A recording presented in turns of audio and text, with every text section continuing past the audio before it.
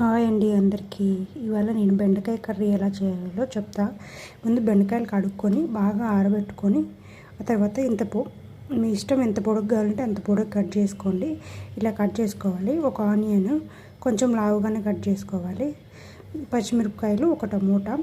నేను బెండకాయలకి తగ్గట్టు tomato, onion తీసుకున్నాను. మీ ఇష్టం, మీకు ఎంత నచ్చితే అంత వేసుకోండి. మీరు ఎంత వేసుకుంటున్నారో దానికి తగ్గట్టు వేసుకోండి.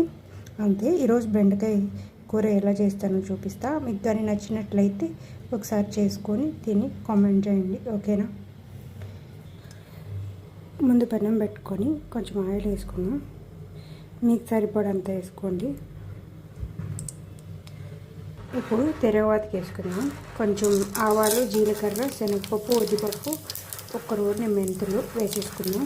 ఇవి చిటపట్లు ఆడిన తర్వాత కొంచెం కరివేపాకు, ఒక 2 వెల్లుల్లి, కొంచెం కరివేపాకు, అంతే. ఉల్లిపాయలు కొంచెం ఫ్రై చేయాలంటే.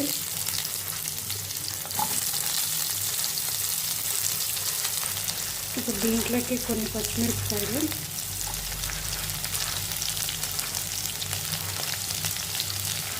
కొన్ని టమాటాలు. ఎక్కువ ఏమీ వేపాల్సిన అవసరం లేదు. టమాటాలు ఎరగట్లేదని.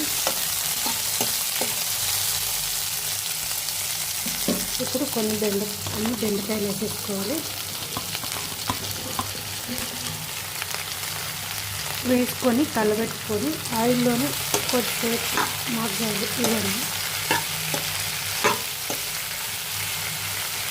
ఎందుకంటే బెండకాయలు జోమ్గా లేకుండా ఉంటాయి. అంటే దాంట్లో కొంచెం బంక ఎక్కువ ఉంటుంది కదా, జిగురు. ఆ జిగురు అనేది పోతుంది ఇట్లా ఆయిల్లో ఫ్రై చేసుకుంటే. తిరుగుబాటులోనే ఇట్లనే వాడి కొంచెం మగ్గినాక ఉంచితే బెండకాయ అనేది టేస్ట్ వస్తుంది. కొంచెం పసుపు, మీకు కావాల్సినంత వేసుకొని కలబెట్టుకొని, ఇలా కలబెట్టుకున్న తర్వాత స్మెల్ మాత్రం సూపర్ వస్తుంది. హై ఫ్లేమ్లోని కొద్దిసేపు వేసుకోవాలి. సిమ్లో పెట్టి వేసుకుంటే బెండకాయ అనేది జోమ్గా వస్తుంది. అందుకే హై ఫ్లేమ్లో పెట్టుకొని ఫ్రై చేసుకోవాలి. చూసారా, అందులో ఇలా కలబెట్టుకుంటూ ఉండాలి.